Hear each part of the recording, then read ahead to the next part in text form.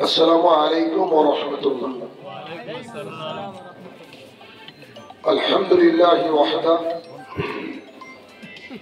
والصلاة والسلام على من لا نبي بعد. أما بعد فإن خير الحديث كتاب الله وخير الهدي هدي محمد صلى الله عليه وسلم وشر الأمور محدثاتها وكل محدثة بدعة وكل بدعة ضلالة وكل ضلالة في النار.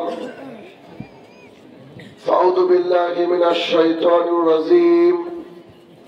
يا أيها الذين آمنوا أطيعوا الله وأطيعوا الرسول ولا تبطلوا أعمالكم. وقال الله سبحانه وتعالى أقم الصلاة إن صلاة تنهى عن الفحشاء والمنكر. عن أبي هريرة رضي الله تعالى عنه قال قال رسول الله صلى الله عليه وسلم كل أمة يدخلون الجنة إلا من آبى. قيل يا رسول الله من آبى؟ قال من أطاعني دخل الجنة ومن أساءني فقد آبى. عن عائشة رضي الله تعالى عنها قالت قال رسول الله صلى الله عليه وسلم من عمل عملا ليس عليه أمرنا فهو رد. সম্মানিত উপস্থিতি, সর্বপ্রথম আল্লাহ সুবহানাহু ওয়া তাআলার বারগাহে শুকরিয়া জ্ঞাপন করব যে আল্লাহ তাআলা বিচার দিবসের একচ্ছত্র অধিপতি, যে আল্লাহ সুবহানাহু ওয়া তাআলা বিশ্ব নিয়ন্তা, সে রব্বুল ইজ্জাতের বারগাহে শুকরিয়া জ্ঞাপনার্থে আমরা বলি আলহামদুলিল্লাহ। অতঃপর সমগ্র মানব জাতির শিক্ষক, সমগ্র মানব জাতির পথ প্রদর্শক মুহাম্মদুর রাসূলুল্লাহ সাল্লাল্লাহু আলাইহি সাল্লামের উপর শত কোটি সালাত ও সালাম বর্ষিত হোক। আমরা বলি আল্লাহুম্মা আমিন। আজ মালদার অর্জুনপুর অর্জুনা অত্র এলাকায় আমার সংক্ষিপ্ত বক্তৃতার বিষয় সালাত, নামাজ। উক্ত বিষয়ে তথ্য এবং তত্ত্ববহুল আলোচনা করার চেষ্টা করব ইনশাআল্লাহ আজিজ। গত রাত্রি থেকে মানে কালকে থেকে আজকে পর্যন্ত এখন পর্যন্ত প্রচন্ড ঠান্ডা। যখন আমি কালকে আসছিলাম ভাবলাম যে আমাদের ওইদিকে বোধহয় ঠান্ডা নেই, এদিকে ঠান্ডা আছে। তো আসলে দেখলাম যে না, একদম হাড় কাঁপানো ঠান্ডা। এই ঠান্ডা কি আপনারা অনুভব করছেন কাল থেকে? কথা বলতে হবে, ঠান্ডা খুব পড়ছে না? আচ্ছা, এই যে প্রচন্ড ঠান্ডা পড়ছে, যদি আরো 5-7 সেন্টিগ্রেড উষ্ণতার নিচে নামে তখন কি কষ্ট হবে নাকি ভালো লাগবে? কথা বলছেন তো আমার, একেবারে আপনাদের ভাষায় কথা বলছেন। অনেক কষ্ট হবে না? অনেক কষ্ট হবে। আপনারা কি জানেন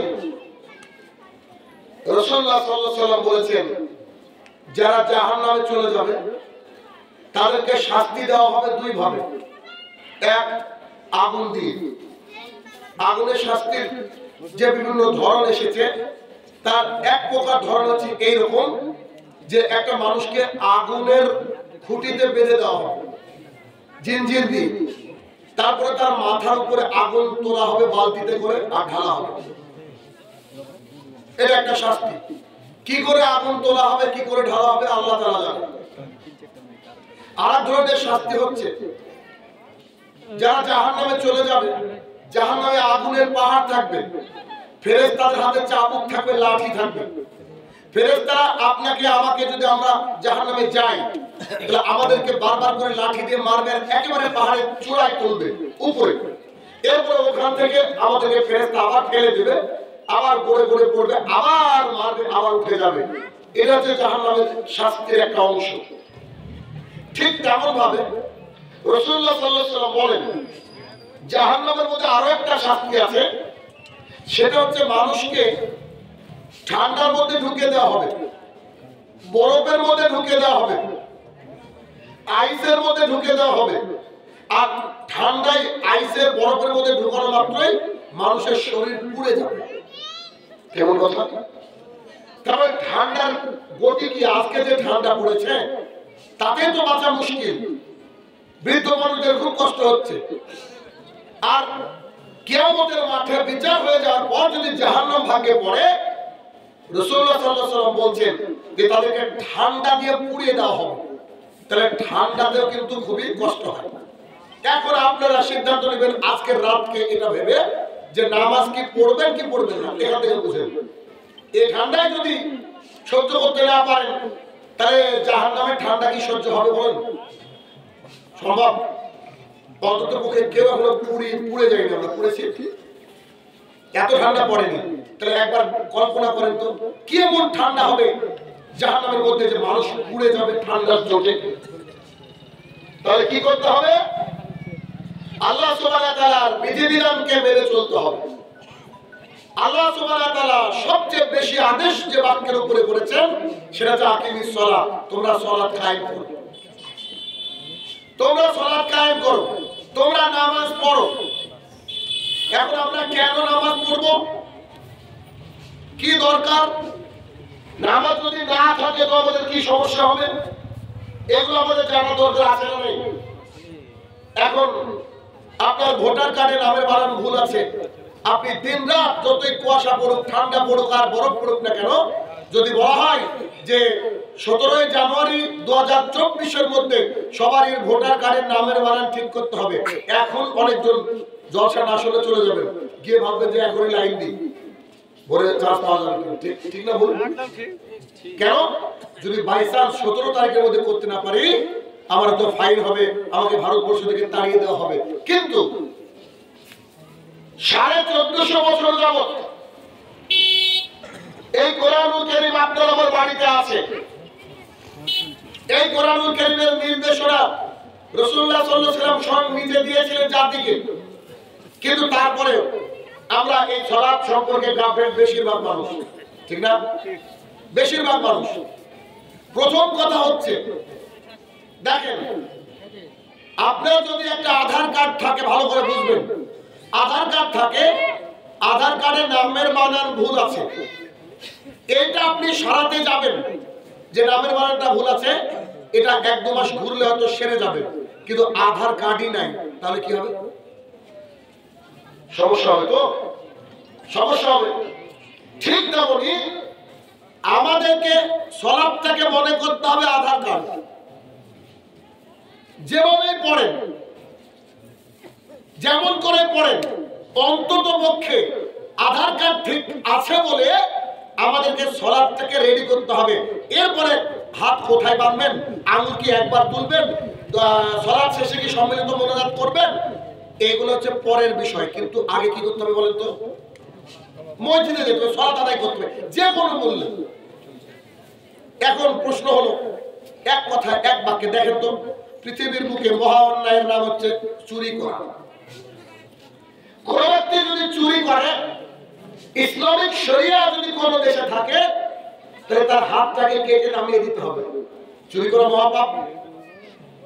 কোন একজন মানুষ জেনা করলো, জেনা করার পর যদি বিবাহিত নারী পুরুষ জেনা করে, তাহলে ওই নারীকে অর্ধেক পুঁতে দিতে হবে, তারপরে পাথর মেরে মেরে ওর একেবারে দেহের উপরে অংশ উড়িয়ে দিতে হবে। মানে বিবাহিত নারী পুরুষ জেনা করলে পৃথিবীতে বেঁচে থাকার অধিকার, বলেন, বেঁচে থাকার অধিকার থাকে না। রাসূলুল্লাহ সাল্লাল্লাহু আলাইহি ওয়াসাল্লাম বলছেন, কোন ব্যক্তি যদি নেশাদার দ্রব্য পান করে, নেশাদার দ্রব্য মানে আমাদের বাঙালি পাবলিক বুঝেছে যে নেশাদার দ্রব্য মানে মদ, ভুল কথা। নেশাদার দ্রব্য মানে পান, বিড়ি, জর্দা, গুল, সিগারেট। রাসূলুল্লাহ সাল্লাল্লাহু আলাইহি ওয়াসাল্লাম বলছেন, যারা এগুলো পান করে তারাও যা চণ্ডীদাসতাই, মানে মূর্তি পূজা, মূর্তি পূজকের সমতুল্য যারা নেশাদার দ্রব্য পান করে।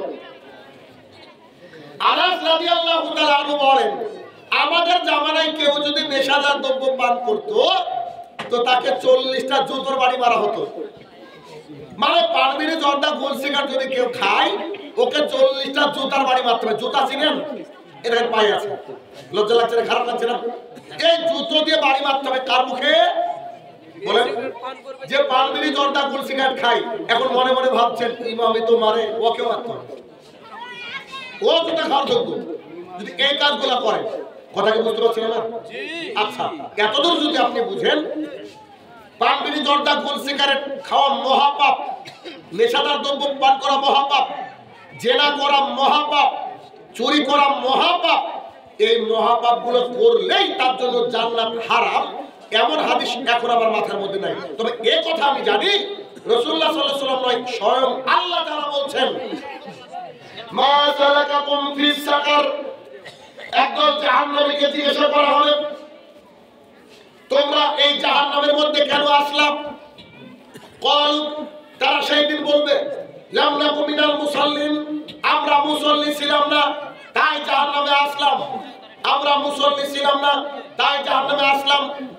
একেবারে সরাসরি বাক্য বলা হচ্ছে, যে ব্যক্তি সালাত আদায় করে না, যে ব্যক্তি মুসলমান নিজেকে দাবি করে অথচ নামাজ পড়ে না, যে ব্যক্তি নিজেকে মুসল্লি দাবি করে অথচ তার খেয়াল খুশি মতো সালাত আদায় করে, যদি এমন কোন ব্যক্তি আল্লাহর জমিনে থাকে, তাদের থাকার জায়গা জাহান্নাম। সূরা মুদ্দাসির আয়াত নম্বর 42 এবং 43, মাঝে কোনো কথা নাই, মাঝে কোনো কথা নেই। চুরি করেছে, নেকি এদিক ওদিকে দিয়ে কিছু একটা করা যাবে, জেনা করেছে, নেকি একটু এদিক ওদিক দিয়ে কিছু একটা ব্যবস্থা করা যাবে, কিন্তু সরাসরি সালাত আদায় করেনি, থাকার জায়গা কোথায় বলেন তো? জাহান্নাম। আমি একটা উদাহরণ প্রায় প্রত্যেকটা জলসায় দিই, যেখানে সালাতের উপরে আমি আলোচনা করি, আপনাদেরকে দিব, কেন আপনার বুঝতে হবে, প্র্যাকটিক্যাল জিনিস মানুষ বুঝতে চান। দেখেন, এখন এখানে সূরা মুদ্দাসিরের মধ্যে আমরা কি পেলাম? যে ব্যক্তি মুসল্লি নয় সে ব্যক্তির থাকার জায়গা কোথায়? জাহান্নাম। এখন আপনার মাথার মধ্যে প্রশ্ন, যাক বাঁচলাম আলহামদুলিল্লাহ, আমি তো জুমাতে আদায় করি, আমি তো মুসল্লি, আছে কি নাই? কারণ মুসলমানরা মনে করে খালি জুমার দিনে গেলে মুসলমান থাকা যায়, এই জন্য তো শুক্রবারে ভিড় হয়, বাদ বাকি তো আর অন্য সময় পাওয়া যায় না। আজকে বলেন ফজরে কতজন ছিল আর জুমায় কতজন ছিল বলেন, বুঝবেন আপনি। আর জুমায় বা কতজন ছিল, আসরে কতজন ছিল, বুঝে নেবেন, এটা স্বাভাবিক কথা। এখন মুসল্লি কাকে বলে? মুসল্লি সংজ্ঞা কি? অনেকে মনে করে যে খালি জুমাতে আচ্ছা ঠিক আছে, মাগরিব বললাম আচ্ছা ঠিক আছে, ঠিক 4 ওয়াক্ত পড়ি কিন্তু ফজরটাকে ছেড়ে দিই, আমি মুসল্লি। মানুষ মনে করে, মানুষ মনে করে, মানুষের মনে করা কি আল্লাহর কাছে গৃহীত হবে? হবে না। আমি উদাহরণ দিই, আবার আজকে উদাহরণটা দিচ্ছি। এই মোবাইলটার দাম হচ্ছে 33,000 টাকা। কত টাকা সবাই বলেন? 33,000 টাকা। মোবাইলে একটা ডিসপ্লে আছে, মানে যেখান থেকে নাম্বার দেখা যায়,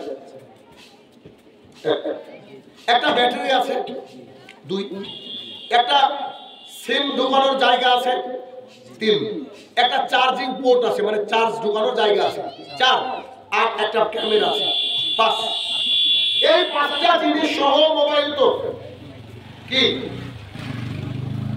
এই অর্জুনাবাসী একেবারে ইমানদারিতে উত্তর দিবেন। মোবাইলটার দাম কত বললেন?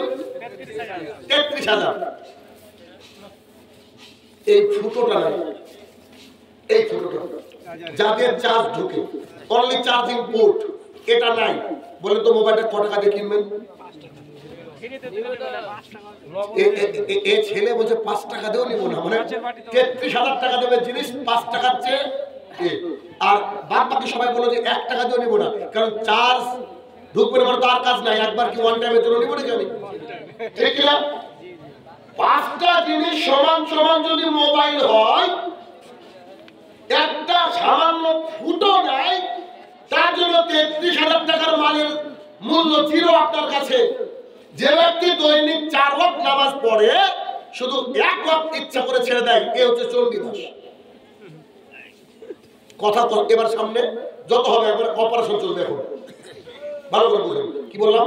যে ব্যক্তি দৈনিক রীতিমতো 4 ওয়াক্ত আল্লাহকে ভালোবেসে সালাত আদায় করে, খালি 1 ওয়াক্ত ইচ্ছে করে ছেড়ে দেয়, ও যে কোনো ওয়াক্ত হতে পারে ফজর, হতে পারে ইশা, 1 ওয়াক্ত ইচ্ছে করে ছেড়ে দেয়, এই ব্যক্তি মুসলমান নয়।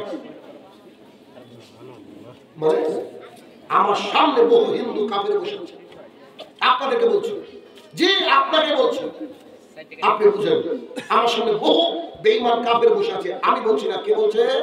রাসূলুল্লাহ সাল্লাল্লাহু আলাইহি ওয়াসাল্লাম। আসেন, রাসূলুল্লাহ সাল্লাল্লাহু আলাইহি ওয়াসাল্লাম বলেন, মান তারাকা সালাতান মুতাআম্মিদান ফাকাদ কাফারা। যে ব্যক্তি ইচ্ছে করে এক ওয়াক্ত সালাত ছেড়ে দিবে, এই ব্যক্তি মুসলমান নয়। তার মানে ব্যাপারটা কি? কোন ব্যক্তি জোহরে ইচ্ছা করে সালাত ছেড়ে দিল, এ কাফের, এখন মারা গেলে জাহান্নাম। আমার এই বক্তৃতা শোনার পরে আসর থেকে সালাতের জন্য ভাবলাম জীবনে সালাত ছাড়বো না, আসর থেকে শুরু করেছে। আসরে এই ব্যক্তি মুসলমান, কথা বুঝতে পারছেন? আসরে মুসলমান, পড়তে পড়তে পড়তে পড়তে একদিন আবার ছেড়ে দিয়েছে, এশা ইচ্ছা করে ছেড়ে দিয়েছে, ও তখন কাফের। এখন সারা রাতের মধ্যে বলল ওর জন্য জাহান্নাম। আবার ফজরে গিয়েছে, আরে ভুল করলাম তো, ফজরে গিয়েছে, আবার মুসলমান। পৃথিবীর মুখে আল্লাহ তাআলা যত ইবাদত পাঠিয়েছেন, একটা ইবাদতের আদেশ করেছেন, আকিমিস সালাত, তোমরা সালাত কায়েম করো। একেবারে কঠিন ভাবে আদেশ করেছেন। এই আদেশ যারা উল্লঙ্ঘন করবে, এই আদেশকে যারা মানবে না, তারা কেউ মুসলমান নয়। তবে আমাদের সমাজের প্রায় 90% মানুষ হিন্দু। শুনতে কষ্ট লাগে, কতগুলো বাটপার শুধুমাত্র জুমার দিনে গিয়ে আল্লাহ তাআলাকে বোঝায় আই এম হিয়ার প্রেজেন্ট, এটা বোঝায়। আচ্ছা, আপনারা তো হাদিসের যে যুক্তি পছন্দ করেন, একটু দেখেন তো, হাদিস তো বলবো, আপনি কত হাদিস শুনবেন, খালি বলবো সামনে, একটু দেখেন তো। আরে আমার তো একটা যুক্তি আপনাকে দিই, আপনি কোনো একটা জায়গায়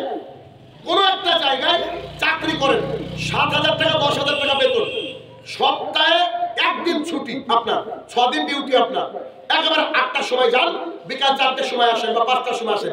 আপনি ইমানদারিতে বলেন তো, যে পৃথিবীর কোন বস আছে যে আপনি যদি 6 দিনের মধ্যে 5 দিন ছুটি করেন আর একদিন কাজে যান, আপনাকে বেতন দিবে না? কি করবে? ঠিকই বলেছেন, ওকে লাভ দিয়ে ওখান থেকে বের করে দেবে যে তোর দরকার নেই। আপনি কি একবার ভাবতে পেরেছেন আমাদের প্রতিপালক আল্লাহ সুবহানাহু ওয়া তাআলা কত দয়াময়, কত দয়াময়? আপনি আমি কাফের হয়ে বসে আছি নামাজ না পড়ে, তারপরে আল্লাহ তাআলা একদিনের জন্য অক্সিজেনকে বন্ধ করে দেন। করেছেন? বিজ্ঞানীরা বলছে পৃথিবীর বুকে যদি 3 মিনিট অক্সিজেন বন্ধ করে দেওয়া যায়, এই যে বিল্ডিং দেখছেন না, এটা ধসে পড়বে। বিজ্ঞানীরা বলছেন অক্সিজেনের কারণে নাকি বিল্ডিংটা এরকম আছে। আল্লাহ তাআলা চাইলে কি পারে না? অক্সিজেনের কত মূল্য আপনি কি খেয়াল করেননি? কিছুদিন আগে করোনার সময় একটা সিলিন্ডার অক্সিজেনের জন্য মানুষ কি অবস্থা করেছে, মানুষের টাকা কত টাকা, কিন্তু অক্সিজেন খুঁজে পায়নি। সেই মহান রবের অক্সিজেন নিচ্ছেন আপনি, আমি গরিব মানুষ, সারা দিন যে অক্সিজেনটা আল্লাহর তরফ থেকে নিই, আল্লাহ যদি খালি বলতেন যে অর্ধেক পেমেন্ট করা লাগবে, আমরা মনে হয় বাকির খাতায় থাকতাম। আল্লাহ যদি বলে সারাদিন যা অক্সিজেন নিচ্ছ তার অর্ধেক দাম দিতে হবে, কেউ পারবো আমরা? যারা কোটিপতি তাদের বিষয়টা আলাদা, আমাদের মতো গরিব মানুষ অন্তত সেই আল্লাহ আপনার ইতাআত করতে পারেন না। সাউদ ইবনে সাদ রাদিয়াল্লাহু তাআলা আনহু বলেন, রাসূলুল্লাহ সাল্লাল্লাহু আলাইহি ওয়াসাল্লাম বলেছেন, আল্লাহ সুবহানাহু ওয়া তাআলার কাছে এই দুনিয়ার মূল্য যদি মাছি বা মশার ডানা সমতুল্য হতো, আল্লাহ তাআলা কাফেরকে এক ঢোক পানি কিনতে দিতেন। একটা মাছি বা মশার ডানার মূল্য আছে না? মূল্য নেই। তবে রাসূল সাল্লাল্লাহু আলাইহি ওয়াসাল্লাম বলেছে, আল্লাহ যদি মূল্য দিতেন এই দুনিয়ার, তাহলে এক ঢোক পানি কিনতে দিতেন না। কাকে বলেন তো? কাফেরকে। জাবের রাদিয়াল্লাহু তাআলা আনহু বলেন, রাসূলুল্লাহ সাল্লাল্লাহু আলাইহি ওয়াসাল্লামের সঙ্গে একদিন আমরা বাজারের পাশ দিয়ে হেঁটে যাচ্ছিলাম। তো যেতে চট করে একটা কান কাটা ছাগলের বাচ্চা পড়ে আছে। রাসূল সাল্লাল্লাহু আলাইহি ওয়াসাল্লাম কান কাটা ছাগলের বাচ্চাটাকে দেখে বলছে, জাবের, জি আল্লাহর রাসূল বলেন।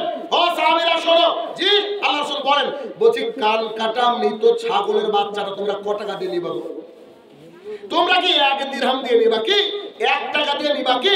সাহাবায়ে কেরাম বলেন কি, মৃত এটা তো হারাম আমাদের জন্য, আবার বাচ্চা, আবার খুদ কান কাটা, এটাকে আমরা কেন নিব? অসম্ভব, এটা আমরা নিব না। মুহাম্মদ সাল্লাল্লাহু আলাইহি ওয়াসাল্লাম বলেন, আল্লাহর কসম করে বলছি, দুনিয়াটা আল্লাহর কাছে এর চেয়ে নিকৃষ্ট, কান কাটা ছাগল যেমন তোমাদের কাছে নিকৃষ্ট। এই জন্য পৃথিবীর আরবি কি জানেন? কেউ জানেন?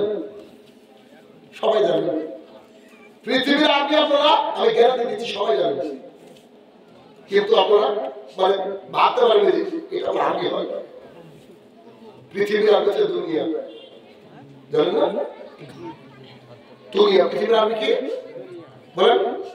দুনিয়া। পৃথিবীর আর্মি অ্যাকচুয়ালি দুনিয়া, কিন্তু আমরা বলে বলে এত অভ্যস্ত। যেমন অ্যাকচুয়ালি এই শব্দটা কি শব্দ? ইংরেজি না? অ্যাকচুয়ালি এটা ইংরেজি শব্দ, অথচ আমার যে বাবা কোনোদিন স্কুলে যাবে ও অ্যাকচুয়ালি কথা বলে বলে কি বলে না? কিছু জিনিস যেমন এই যে এটার নাম কি বলেন? চেয়ার। এটার বাংলা যদি ধরি তো 95% মানুষ পারবে না, বুঝতে পেরেছেন? এটা বাংলা হচ্ছে কি আরাম কেদারা। ওই যে সাইকেল যাচ্ছে রাস্তা দিয়ে, সাইকেল, সাইকেলের বাংলা বলেন দেখি কোন বাপের বেটা আছে? কি বল বলেন? দুই চক্র যান। এটা আসলে কি যে আমরা কোন কোন বিষয়টা জেনে অভ্যস্ত হয়ে যাবে। হ্যাঁ, দ্বিচক্র যান, দ্বিচক্র, চক্র মানে চাকা, যান মানে তো যান, এরকম বিষয়। তো যেটা বলতে চাইছিলাম সেটা হচ্ছে যে আমরা এই আল্লাহ তাআলার দুনিয়াতে এসেছি। এই দুনিয়াতে আসার পর আমাদেরকে আল্লাহ তাআলার নিয়ম মেনে চলতে হবে। আল্লাহ তাআলার কাছে দুনিয়াটা কি একেবারে তুচ্ছ, কোনো কাজ নাই আল্লাহর কাছে। এই দুনিয়াটা আমাদের কাছে এত দামি হয়ে গেছে, দামি হয়নি? যে জিনিস আল্লাহর কাছে তুচ্ছ ওই জিনিস দামি, মানে আমাদের কাছে দামি। একটা জিনিস মনে করেন তো, এখানে অনেক শিক্ষিত মানুষ আছেন, পৃথিবীর কোন ছাত্রের কাছে কি পরীক্ষার হল ভালো লাগে? যতই পড়াশোনা করুক, যতই পড়াশোনা করুক, পরীক্ষার হল ভালো লাগবে? পরীক্ষার হল একটা টেনশন। আপনারা সবাই জানেন এই দুনিয়াটা আমাদের জন্য পরীক্ষার কেন্দ্র, পরীক্ষার কেন্দ্র। পরীক্ষার কেন্দ্রে এসে মানুষ কিন্তু 3 ঘন্টা পরীক্ষা বলে নাকি যে 2 ঘন্টা ঘুমাই, 8 ঘন্টা ক্যারম বোর্ড খেলি, আর শেষের 8 ঘন্টা লিখবো। এটা কেউ বলে কি? কেউ বলে না। অথচ আল্লাহ তাআলার এই দেওয়া পরীক্ষার হলে আমরা বেশিরভাগ সময়টা রিল্যাক্সে কাটিয়ে দিই, রিল্যাক্সে কাটিয়ে দিই। তাহলে কি আমাদেরকে যা জরুরি, মানে আশহাদু আল্লা ইলাহা ইল্লাল্লাহ ওয়া আন্না মুহাম্মাদুর রাসূলুল্লাহ, আল্লাহ ছাড়া হক কোনো মাবুদ নেই, মুহাম্মদ সাল্লাল্লাহু আলাইহি ওয়াসাল্লাম তার প্রেরিত বান্দা এবং রাসূল, এই বাক্য বলার পরে আমাদেরকে যে কাজ করতে হবে, আমরা যে 5 ওয়াক্ত সালাত আদায় করতে হবে। আল্লাহ সুবহানাহু ওয়া তাআলা কোনো আদেশ যদি একবার দেন সেটাই তো যথেষ্ট। আল্লাহ তাআলা কোরআনের মধ্যে 82 জায়গায় বলেছেন আকিমিস সালাত, তোমরা সালাত কায়েম করো। কত জায়গায় বলেছেন? 82 জায়গায় আকিমিস সালাত আল্লাহ তাআলা বলেছেন। আজকে হয়তো যে আলোচনাটুকু শুনবেন আপনাদের মাথার তার কিন্তু আজকে ছিড়বে, ভাববেন যে বাবারে এরকম আলোচনা হয়? জি, আমি কোরআন এবং হাদিসের বাইরে কথা বলি না, আপনাকে একটু রেডি করে নিলাম। আজকে আমার আলোচনাটা হবে, আজকে আমার আলোচনাটা হবে আমার লেখা এই বইটা থেকে, আমার লেখা এই বইটা। ওই যে ভাই বলেছিল আমার জন্য, ওনার জন্য কপি আনতে, আনা হয়েছে। আপাতত কয়েকটা বই লিখেছি। এই যে বিবাহ একটি ইবাদত, এটা পড়লে মনে হবে যে কেউ মুসলমানের বিয়েতে যাননি। আপনি যা দেখেছেন সবই হিন্দু, ইহুদি, খ্রিস্টানের। মুসলমানের যে বিয়ে কিতাব পড়তে এই বই লাগবে। আর একটা আছে ঘরে বসে স্পোকেন ইংলিশ। আমি তো ইংরেজির মাস্টার, কারণ ইংরেজি গোটা বিশ্বের স্টুডেন্ট আমার কাছে পড়ে। তো এটা এখন আজকের আলোচনা হবে এই বইটা থেকে, সোনালী যুগের সলাপ। পৃথিবীর বুকে যত নামাজ শিক্ষা বই আছে, আমি যত দূর পড়েছি, প্রত্যেকটা নামাজ শিক্ষা বই শুরুতে আছে তাহারাত, পবিত্র আছে না? কি করে ওযু করবেন, হাত কোথায় বাঁধবেন, দোয়া ছাড়া বাংলাতে আরবিতে তরজমা আছে, এটা আছে। তো আমি ভাবলাম যে একটু ব্যতিক্রম বই লিখি। কেমন? এই বাঙালিরা কিন্তু বেনিফিট ছাড়া কোথাও যায় না, ঠিক না? বাঙালিরা কিন্তু উপকার ছাড়া কোনো জায়গায় যেতে চায় না। কোনো না কোনো উপকারে মানুষ আসে, আসে কি আসে না?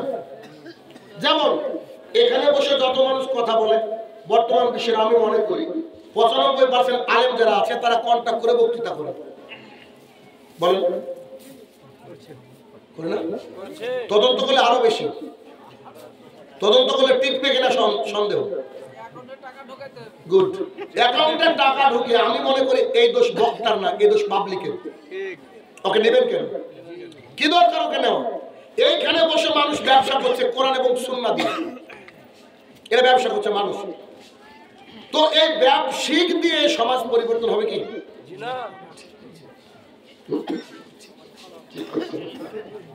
জি আরো দরকার, আসলে দরকার। মানুষকে সোজা করার জন্য দরকার। সে আমার ইনি আমার স্ত্রীর মতো কথা বললেন, কোথায় বলি, বাংলাদেশের এক বক্তা আছে গোলাম রব্বানী, ওর এমন কোনো গান নাই যে মুখস্থ নেই।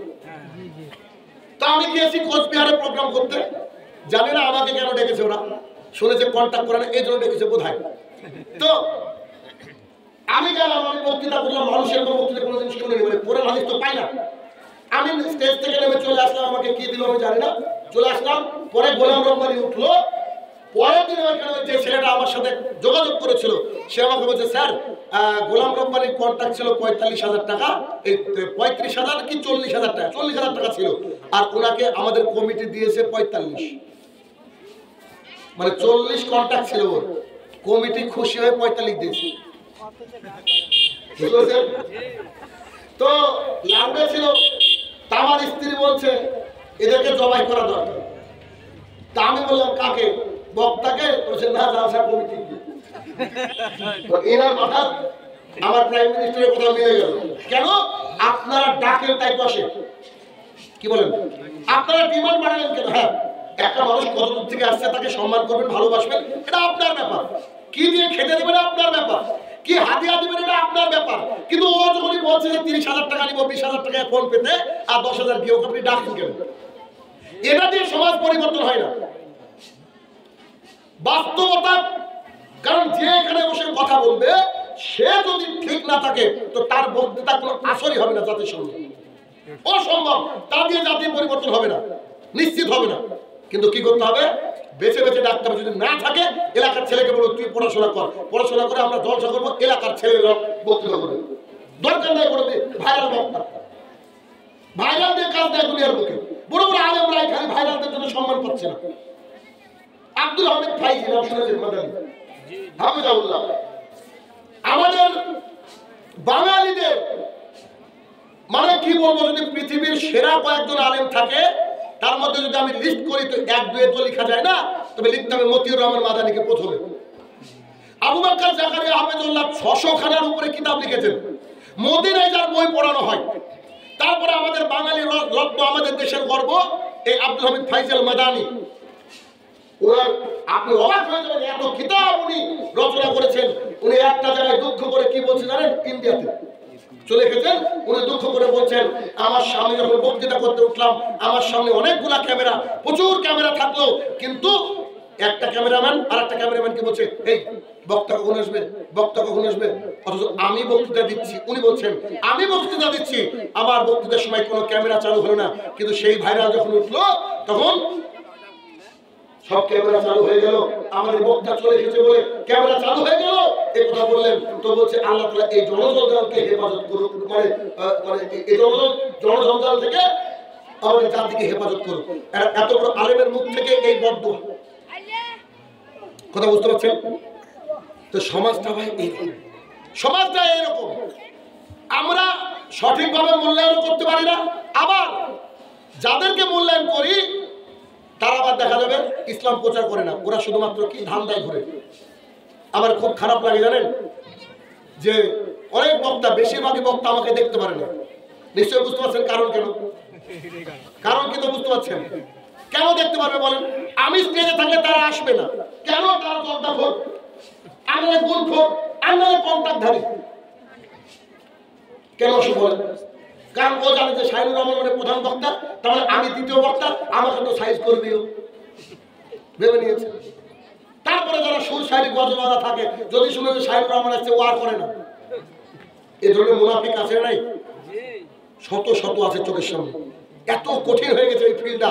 যারা হক্কানি ওলেমায়ে দ্বীন, যারা হক কথা বলে তাদেরকে মানুষ সম্মান করা জানে না, শুধু ভাইরালের পিছনে। এর দিয়ে সমাজ পরিবর্তন হবে না। কারণ আজ থেকে 30 বছর আগে এত জালসা হতো না, এখন জালসা হচ্ছে। যত জালসা হচ্ছে মানুষের ঈমান নষ্ট হচ্ছে। কি এমন উপকার হচ্ছে বলেন? আপনাদের হ্যান্ডবিলে লেখা রয়েছে ফুচকা চা টমকের দোকান বসা হবে না, বসেনি বলেন? আমি তো বলি যেখানে খবর পাবো আমি যে এখানে দোকান পার বসা, যখন আমি জলসা করতে যাবো না, এ দিয়ে উপকার হবে না। কারণ এখানে যা উপকার হবে তার চেয়ে বেশি হতে হবে মেলায়। ওই মেলায় গিয়ে দেখেন আপনার মেয়ে এখন যেটা করছে, এখন যেটা করছে, এ দিয়ে আপনি কি কি করবেন বলেন? কমিটির লোক তো দায়ী হবে, আমার মতো মানুষকে দায়ী হবে, কারণ আপনি দাওয়াত না দিলে আমি আসতাম না। কথাগুলো হয়তো আমার খারাপ লাগছে, আপনাদের কষ্ট লাগছে, যেটা হক কথা ওটা বলছি। কারণ দায়িত্ব পালন করে যদি জান্নাতে যাওয়া যেত তাহলে আবু তালেব জান্নাতি হতো। দায়িত্ব পালন করে যদি জান্নাত পাওয়া যেত তাহলে আবু তালেব জান্নাতি হতো। কেন হতো বলেন দেখি? কি কারণে হতো? কারণ আবু তালেব কাবার রক্ষণাবেক্ষণের দায়িত্ব ছিল, যে কাবার মধ্যে 1 রাকাত সালাত আদায় করলে 1 লক্ষ রাকাতের নেকি পাওয়া যায়। সেই কাবার রক্ষণাবেক্ষণ যারা করেছে তারা তাদের চেয়ে আপনার উন্নত? কি কথা বলছেন কিনা? আপনার উন্নত কি? নিশ্চয়ই নয়। যদি তাই হয় তার মানে শুধুমাত্র এই মসজিদ কমিটি, এই জলসা কমিটি, এই মাদ্রাসা কমিটি অনেকে খালি দায়িত্ব পালন করে জাহান্নাম হবে যদি ঠিকঠাক মেনটেন না করতে পারেন। কেন? এখানে যদি আয়োজন না হতো তাহলে রাস্তাঘাটে মেলা হতো না, আর মেলা না হলে যদি মেলা হয় ওখানে তাহলে কি হবে? জেনা হবে। জেনার ভাব, এই বুড়ো মানুষটা জেনার ভাব দেবে, এই বুড়ো মানুষটা জেনার ভাব দেবে, আমি সাহেব আমার জেনার ভাব দেবো। কেন বলেন তো? দিন প্রচার করতে কি জেনার ভাব কেন দেবো? কথাই বলছেন আমার? তাহলে কি করতে হবে? একেবারে লাঠি নিয়ে দাঁড়িয়ে যেতে হবে রাস্তায়, কোন রকমের কোনো দোকান বুঝবে না। আরে তুমি তো মুসলমান, তুমি মুসলমানের বাচ্চা, 14 গোষ্ঠী মুসলমান, তুমি আগামী রমজানের জন্য এখন থেকে প্রস্তুতি নিচ্ছ। 30টা দিন আমরা না খেয়ে সিয়াম পালন করবো, 31তম দিনে আমরা রোজা মানে ঈদ পালন করবো কত আনন্দে হাসি মুখে। 30টা দিন না খেয়েছিলাম এ কথা আমরা ভুলে যাবো। সেই মুসলমানের বাচ্চা 14 ঘন্টা 18 ঘন্টা না খেয়ে রোজা পালন করে, সেই মুসলমানের বাচ্চার জন্য 3 ঘন্টা জালসা করতে গেলে বাদাম খেতে হবে, 3 ঘন্টা জালসা করতে গেলে আপনার জিলাপি খেতে হবে। এরকম কোনো কথা হবে নাকি বলুন দেখি? তাহলে কি করবেন? আগামী দিনে যদি এরকম কোনো আয়োজন হয় একেবারে মেলা বসতে দেবেন না। যদি মেলা বসে এখানে এটা লিখবেন না, রাস্তায় প্রচার করার সময় বলবেন যারা দোকানপাট বসাবেন তারা হসপিটালে বেড বুকিং করেন। শাহিনুর রহমান বলেছে মেরে মাথা ফাটিয়ে দেবো। মানে মানুষ তো ভালোবাসা বুঝে কি? যদি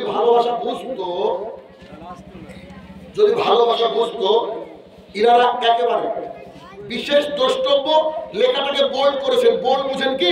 মোটা করেছেন। দেখেন, বিশেষ দ্রষ্টব্য মনিহারি, খেলনা ও চাপ ফুচকার দোকান বসতে দেওয়া হবে না। এই সপ্তাহে আমি এসেছি, চিন্তা করেন। তাহলে এটা দেখে আমার আজকে বুকটা প্রশস্ত হয়ে গেল যে যাক আলহামদুলিল্লাহ দোকান বসবে না মানে একটা ভালো জালসা পেলাম। তারপরেও চিন্তা করা যায়। শুনেন, আমি এই কথা বলতে আসি, প্রোগ্রাম করতে আসি, কথা বলি না। পৃথিবীর কাউকে আমি ভয় করি না, আমি একমাত্র আল্লাহকে ভয় করে কাজ করি। আল্লাহকে ভয় করে কাজ করি, কারণ আপনি আমাকে দিয়ে পরিপূর্ণতা দান করতে পারবেন না, একমাত্র আল্লাহ সুবহানাহু ওয়া তাআলা আমাকে দিয়ে পরিপূর্ণতা দান করবে। আপনাদের যে ঘটনা বলি, একটা কথা বলি, আপনারা হয়তো বিশ্বাস করবেন, হয়তো। তারপরে বলি, 30 সেকেন্ড লাগবে বলতে। গতকালকে আমার জালসা ছিল করম দিঘি। কোথায়? এইখানে আমাকে টাকা দিয়েছে কমিটি, আল্লাহ কসম করে বলছে বেরো করে প্রথম বের করছে। আমি জানি না কত আছে। দিশের শাহিনুর রহমান, কথা বুঝতে পারলেন? কথা কি বোঝা যাচ্ছে না? টাকা তো শাহিনুর রহমান ইমান বিক্রি করতে আসে, টাকা তো জালসা করে না। আমি জানিও না কত টাকা আছে, এখন বের করলাম ফার্স্ট আপনাদের সামনে। কবে দিয়েছে বলেন তো? কালকে রাত্রি 12টা 1টা যে সময় নেমেছে আমি স্টেজ থেকে, এ আমাকে টাকা দিয়েছে এভাবে। এটা হচ্ছে আমার কলিজা। আপনি কি দিলেন না দিলেন ওটা আমি তোয়াক্কা করি না। আমি কতটুকু বুঝাতে পারলাম, কতটুকু দিন দিতে পারলাম, কটা হাদিস শোনাতে পারলাম, এটা আমার উদ্দেশ্য। কথা বলতে পারবেন? তাহলে কি করতে হবে? আমাকে ডাকতে গেলে অন্তত পরিবেশটাকে ঠিক করতে হবে। রাজি আছেন? শুধু কমিটির দায়িত্ব দিয়ে না, গ্রামের মানুষকে একটু সহযোগিতা করতে হবে। কারণ খালি কমিটি পারে না। কেন জানেন তো? আমি এমনও দেখেছি কমিটি বলছে দোকান বসতে দেবো না, বাড়ির সামনে আঙিনাকে কি করবেন আপনারা? গলি। বাড়ির সামনে আমাদের বলে উঠান বলে বা পালাঙ্গা বলে, গলি বলেন। মানে এই বাড়ির এটাকে কি বলবো? গলি। হ্যাঁ, অনেক আবার কি বলবে জানেন তো? ঠিক আছে দোকান বসতে দেবো না, ঠিক আছে আমার নিজের গলিতে বসবে, তুমি ঠেকাও। এখন এই একটা সংগ্রাম মানুষ তার সাথে ঝামেলা করবেন, এরকম হয় কি হয় না? আগে জেনারেল মিটিং ডাকবেন জলসা করার আগে, দিয়ে বুঝে নেবেন যে আপনারা কি এরকম ঝামেলা করবেন যদি বলেন যে ঝামেলা করবেন না তো জলসা করবো না করবো, পাপ পুড়িয়ে লাভ নেই। আচ্ছা, মূল জায়গায় আসে, কারণ এটাও গুরুত্বপূর্ণ। কারণ যেখানে খাওয়া দাওয়া থাকবে সেখানে কোনো পড়াশোনা হবে না। আবারও বলি, ওই বাক্য ভাইরাল বাক্য আমার বলেছিলাম, যেদিন থেকে প্রাইমারি স্কুলে মিড ডে মিল চালু হয়েছে ওই দিন থেকে পড়াশোনার জানাজা হয়েছে। পড়াশোনা জানা যায় যে কোনো মায়ের বেটা আমাকে প্রমাণ দিক যে প্রাইমারি স্কুলে পড়াশোনা হয়। আসুক আসুক, দেখছে তো মানুষ, হাজার হাজার মানুষ দেখছে তো লাইভে, আসুক এসে বলুক যে আমার স্কুলে পড়াশোনা হয়। ইল্লা মাশাআল্লাহ, সব এরকম হয়ে গেছে, অবস্থা এরকম। তাই তো কলকাতার একজন সাংবাদিক একটা ক্লাস 3 বাচ্চাকে প্রশ্ন করছে, বেটা আপকা ফেভারিট সাবজেক্ট কিয়া হ্যায়? তো বলছে মাংস। ভাইরাল হয়েছিল, দেখেন না? সাংবাদিককে জিজ্ঞাসা করছে যে বেটা তোমার ফেভারিট সাবজেক্ট কি? বলছে মাংস। ও তো খেতেই যায়, ও কি বাংলা অঙ্ক ইংরেজি বুঝে নাকি? ও তো মাংসই বুঝে। অতএব গুরুত্বপূর্ণ আলোচনা, আমরা সালাত আদায় কেন করব, পয়েন্ট টু পয়েন্ট এখানে লেখা রয়েছে। কারণ আমি ভাবলাম যে বইটা লেখার শুরুতে মানুষ তো খালি পাবলিক কি চায় বলেন তো? বেনিফিট চায়, যে কেন নামাজ পড়বো। কারণ তো আছে, এই কেনর উত্তর শুরু থেকে শেষ পর্যন্ত আছে এভাবে। প্রথম আছে যে আমরা কেন সালাত আদায় করবো, আপনাকে একটু বলি, কারণ আমারই লেখা, আমার তো সব মুখস্থ আলহামদুলিল্লাহ, অসুবিধা নেই। একটু একটু আপনাকে দেখাই পয়েন্ট পয়েন্ট। এক, কুফরি থেকে বাঁচতে। খুব লাইটলি কথাটাকে নেওয়া যাবে না। কেমন? খুব ভালো করে বুঝবেন আমার কথা, ভালো করে বুঝবেন। আচ্ছা, কুফরি থেকে বাঁচতে কি করতে হবে? সালাত আদায় করতে হবে, নামাজ পড়তে হবে। আচ্ছা, কুফরি মানে কি? কুফরি মানে আল্লাহ তাআলার বিধানকে না মেনে যে ব্যক্তি কাফের হয় তাকে বলা হয় কুফরি। কথা বুঝলেন কিনা? সবাই বুঝেছেন? আচ্ছা, এবার দেখেন, জাবের রাদিয়াল্লাহু তাআলা আনহু বলেন, জাবের রাদিয়াল্লাহু তাআলা আনহু বলেন, রাসূলুল্লাহ সাল্লাল্লাহু আলাইহি ওয়াসাল্লাম বলেছেন, আমাদের মধ্যে আর কাফেরদের মধ্যে পার্থক্য হচ্ছে সালাত। আমাদের মধ্যে মানে মুমিনদের মধ্যে আর কাফেরদের মধ্যে পার্থক্য কি? সালাত। একটু আপনাকে বুঝাই, একটু বুঝাই, আপনি বুঝবেন। এটা দেখেন, এটা সেলিম ভাই আমাদের আশাপুর চাচলে বাড়ি, মৌলানা সাহেব ভালো ছিলেন ভাই আমার। এসি ফ্রিজ হয়েছে বাড়িতে, বাড়িতে কি শুদ্ধ পানির ব্যবস্থা করে করাই, কি ওটাকে কি বলে ভাই? ওই জলের ফিল্টার টিল্টার ইত্যাদি হোলসেলার উনি আলহামদুলিল্লাহ হোম ডেলিভারি দেন। তো অত দূর থেকে এসেছে আমার বক্তৃতা শোনার জন্য, ভালোবাসে, কলেজের সম্পর্ক। তো আমি একটা উদাহরণ দেবো, বুঝেন যে হাদিস পড়লাম এই হাদিসের অর্থ কি। এনার নাম হচ্ছে সেলিম আর আমার নাম হচ্ছে শাহিনুর রহমান, ভালো করে বুঝবেন। এখন আজকে ফজরে ইচ্ছা করে আমি নামাজ পড়বো না, আজকে ফজরে ইচ্ছে করে আমি নামাজ পড়বো না। সকাল 7টার সময়, সকাল 8টার সময় আমি ঘুম থেকে উঠবো। আগামীকালকে সকাল 8টার সময় আমি হচ্ছে কাফের, তিনি হচ্ছেন সেলিম। কথা কি বুঝতে পারলেন? কোন সমস্যা আছে কি এই কথা বুঝতে? আবার বুঝেন, আবার বুঝেন। আমি শাহিনুর রহমান, উনি সলিমউদ্দিন, সেলিম ভাই। উনি ইচ্ছে করে কালকে জোহরের নামাজ পড়বে না, আর আমি জোহরের নামাজ পড়বো। উনি কাফের, আমি তখন মুসলমান।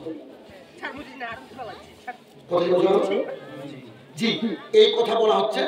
জাবের রাদিয়াল্লাহু তাআলা আনহু বলেন, আমাদের সাথে রাসূল সাল্লাল্লাহু আলাইহি ওয়াসাল্লাম বলেছেন, আমাদের সাথে মানে মুমিনদের সাথে কাফেরদের পার্থক্য কি? সালাত।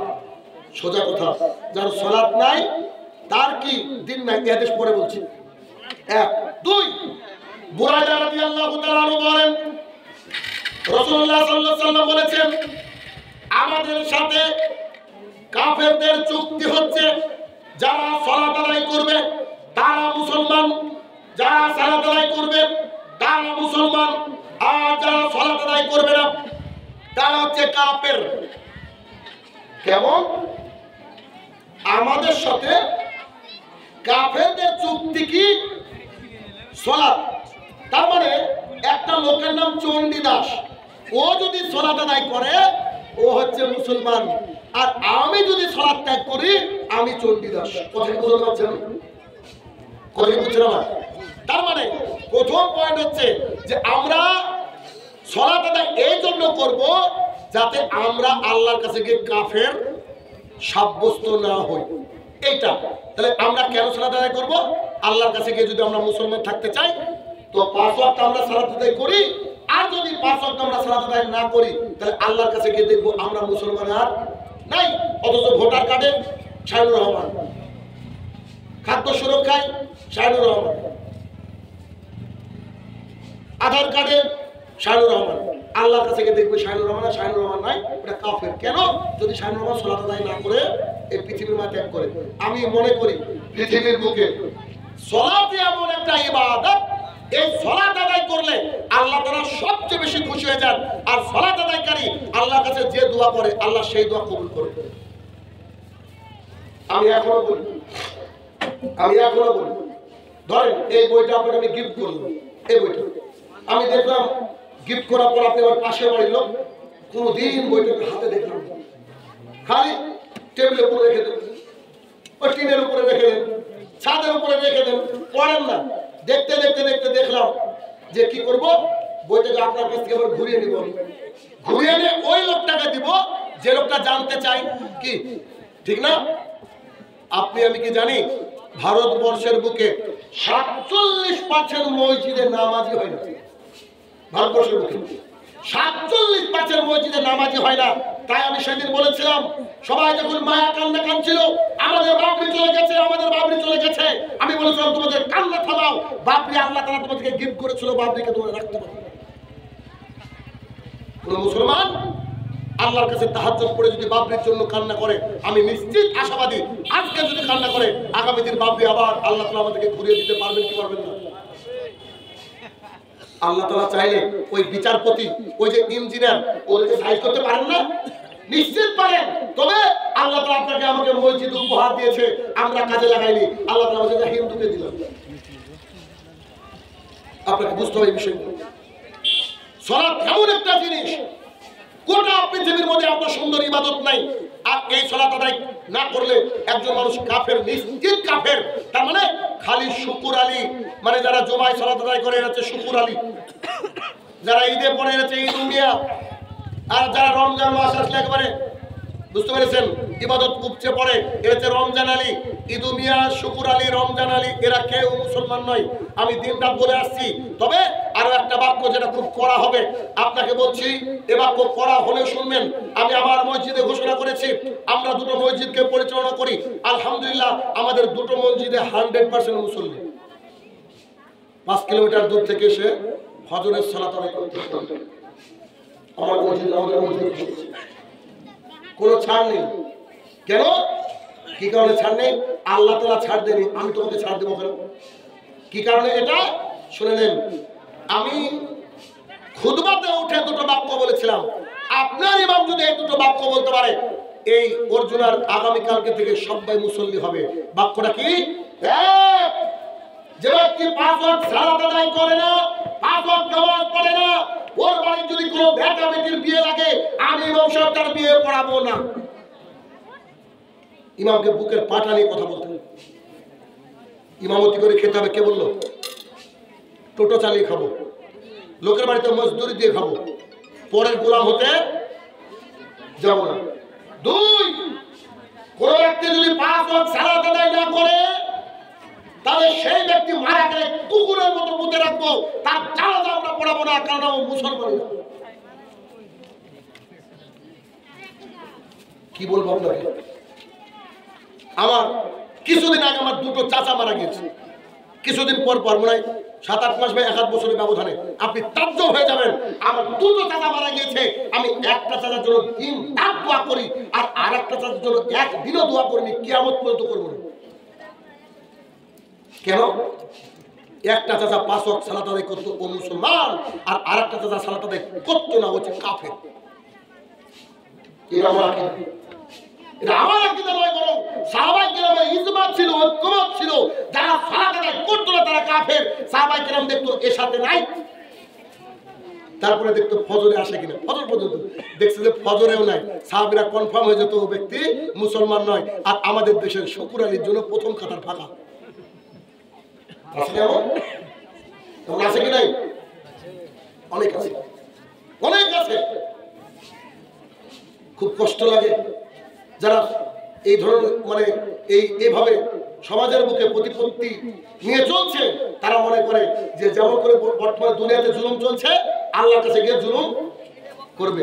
একবার খেয়াল করে দেখেন তো, এখন যদি পড়ে মারা যান, হাতটা যদি পিঠের তলে পড়ে যায়, আমি কি কিয়ামত পর্যন্ত লড়াতে পারবো হাতটা? কত অসহায় আমরা, অথচ আমরা কি করি না? সালাত আদায় করি।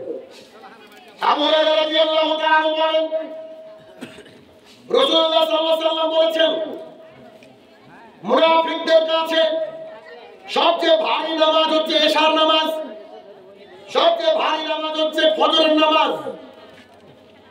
মুনাফিকদের কাছে সবচেয়ে ভারী নামাজ হচ্ছে এশার নামাজ, সবচেয়ে ভারী নামাজ হচ্ছে ফজরের নামাজ। তার মানে আমার সামনে অনেক মুনাফিক বসে আছে। কে? এটা আপনি বুঝেন, কে আপনি বুঝেন? কি বলবো আপনাকে? গতকালকের যদি উদাহরণ দিই, হয়তো আপনার শুনে অন্তরটা পরিবর্তন হতে পারে।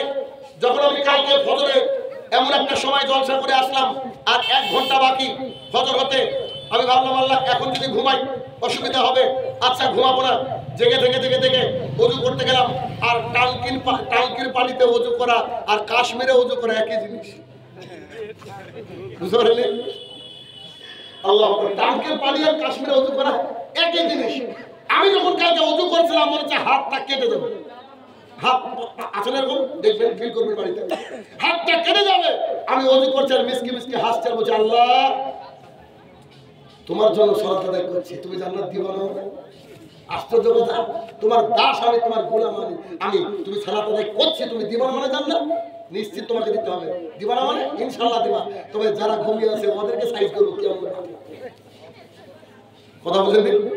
যে লোকটা নাক ডেকে ঘুমাচ্ছে আর আপনি থরথর করে কাঁপতে মসজিদে যাচ্ছেন, গিয়ে যদি দেখে যে ও জান্নাতি আপনিও জান্নাতি, আপনি তো আগে প্রতিবাদ করবেন, কি ব্যাপার, কি হলো? আমি দেখেছি নাক ডেকে ঘুমাতে, আর ওই কষ্টে আমি নামাজ পড়েছি, ও জান্নাতে কেন? মানে আল্লাহ তাআলা তখন বলে তুই বার আগে দেখ জান্নাতে। কথা বোঝা যাচ্ছে আমার? তাহলে কি কুফরি থেকে বাঁচতে সালাত আদায় করতে হবে। বক্তৃতার কি আর দরকার আছে?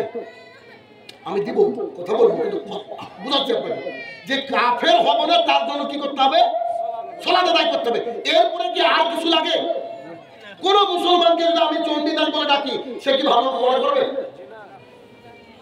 কিন্তু এটা তো ভালো মনে করবে, কিন্তু আল্লাহর কাছে অলরেডি চণ্ডীদাস হয়ে বসে। এরপরে 2 নম্বর পয়েন্ট হচ্ছে ঈমানকে রক্ষা করতে সালাত জরুরি। ঈমানকে রক্ষা করতে, তার মানে ঈমানকে রক্ষা করতে সালাত জরুরি। এটা কি? এই শব্দের অর্থ কি? এই যে এই বই রয়েছে, দ্বীন ও ঈমানকে রক্ষা করতে সালাতের কোনো জুরি নেই, সালাত আদায় করতে হবে। এখানে স্পষ্ট লেখা রয়েছে কি? আবু দারদা রাদিয়াল্লাহু তাআলা আনহু বলেন, রাসূলুল্লাহ সাল্লাল্লাহু আলাইহি ওয়াসাল্লাম বলেছেন, যার সালাত নাই, যার নামাজ নাই, তার দ্বীন নাই। কি নাই? যার সালাত নাই, যার সালাত নাই, যার নামাজ নাই, তার দ্বীন নাই। তাহলে এই ব্যক্তি যদি কবরে যায়, তাকে যদি প্রশ্ন করা হয় ওমা দীনুকা, তোমার ধর্ম কি? তো ও বলবে টিএমসি, না বিজেপি। কারণ ধর্ম নাই মানে কিছু তো একটা মানেও পৃথিবীর বুকে আছে না নাই? দাপট আছে না কত মানুষের? আরে কত দাপট! আল্লাহর কাছে গিয়ে কোনো দাপট চলবে না। সহিহ তারগিবের হাদিস 575, 575 নম্বর হাদিস। রাসূল সাল্লাল্লাহু আলাইহি ওয়াসাল্লাম বলছেন, যার সালাত নাই তার দ্বীন নাই। আর দ্বীন মানে কি বলেন তো? ইসলাম। তো যে ব্যক্তি ইসলাম নাই সে ব্যক্তি মুসলমান? বলেন, সে ব্যক্তি মুসলমান? সে ব্যক্তি মুসলমান নয়। তাহলে বুঝুন একটা, আব্দুল্লাহ ইবনে মাসউদ রাদিয়াল্লাহু তাআলা আনহু বলেন, রাসূলুল্লাহ সাল্লাল্লাহু আলাইহি ওয়াসাল্লাম বলেছেন, যার সালাত নেই তার দ্বীনও নাই, ঈমান নাই। আগের হাদিসে কি? যার সালাত নাই তার দ্বীন নাই। আর এই হাদিসে কি? যার সালাত নাই তার দ্বীনও নাই, ঈমানও নাই। কিন্তু এক শ্রেণীর চাচারা আছে, চাচারা কি করে? রাস্তা দিয়ে যাওয়ার সময় চাচা চলে নামাজ পড়ে আসি, বললে তোরাই পড়া। আমরা নামাজ না পড়লে ঈমান পাকা। আসলে না এরকম বাটপার অনেক পাওয়া যাবে, যে আমরা নামাজ না পড়ে কি ঈমানদার। এরকম কথা বলা মানুষ নাই? প্রচুর। আমরা তো দেখেছি যে তোরাই পড়গা, হ্যাঁ ওই মৌলবীরা যত শয়তান ইত্যাদি ইত্যাদি এ ধরনের কথা বলে। এদের কি বাঁচার রাস্তা আছে? কবরে একটা হাতুড়ি খেলে ব্যাস সব বলবে আল্লাহ গো আমাকে রিটার্ন পাঠাও। আল্লাহ কি রিটার্ন পাঠাবে?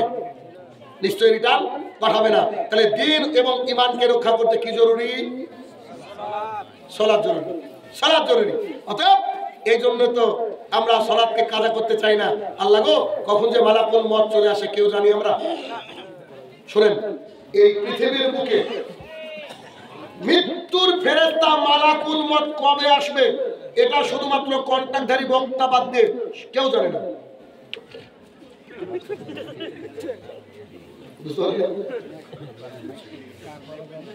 ওরা জানে না, ওরা তো জানে না টাকা নেয় কি করে। 3 দিন আগের ঘটনা, সবজি বাজার করতে গিয়েছি, আপনাদের এদিকে একটা বক্তা, নাম বলবো না, চিনতে পারবেন, ডক্টর নামের আগে আছে। আমাকে ফোন করে বলছে, ভাই আমি তো বক্তা, আপনি বক্তা, আমাদের মাল নাই, চা চলে এদিকে একটা ডেট দিয়ে লাগবে, এলাকায় একটা ডেট দেওয়া লাগবে। তো 7 তারিখ দেখেন তো, নাই ডেট নেই, তো কবে আছে? তো আমি ডায়েরিটা খুলে দেখলাম, মোবাইলে তো থাকে এখন, এই তারিখ ফাঁকা, আচ্ছা লিখেন, জায়গার নাম বলে দিল, লিখলাম। আমাকে বলছে যে কিছু টাকা অ্যাডভান্স দিয়েছে, কি করবো? আমি বললাম 2012 সাল থেকে বক্তৃতা করছি, কেউ তো অ্যাডভান্স দেওয়ার সাহস করলো না আমাকে। কথা বলেন, 2012 সাল থেকে ফিল্ড আছে, কেউ অ্যাডভান্স দেওয়ার সাহস করলো না। আপনাকে অ্যাডভান্স দিল মানে আপনি টাকা রাখেন কি করে না আপনার দায়িত্ব। আমি এখন বলছি ফোনে, আপনাকে সাক্ষী রাখছি, আল্লাহ সাক্ষী থাক, যে আপনি যদি এই অবস্থায় মারা যান তো ওই টাকার হিসাব আপনি দিবেন। ইমানদার হলে তো ভিতরে কিছু থাকে, বুঝলেন না? তো ভাই তাহলে টাকা কি করবো? আপনি নিয়ে মরেন। আমার কি বলছেন? আমি আল্লাহু আকবার, কি করে আমরা আমাদের নিঃশ্বাসের কোনো বিশ্বাস আছে বলেন তো? মানুষ কতগুলো, আমি ভাবি যে 1 বছর আগে 2 বছর আগে কন্ট্যাক্ট করে রেখে দেয়, তাহলে কি পজিশন, কি অবস্থা আল্লাহ। কিন্তু আমার ভয় লাগে, আমি ভাবি তাহলে কি দিন আর ইমান রক্ষা করতে কি লাগবে?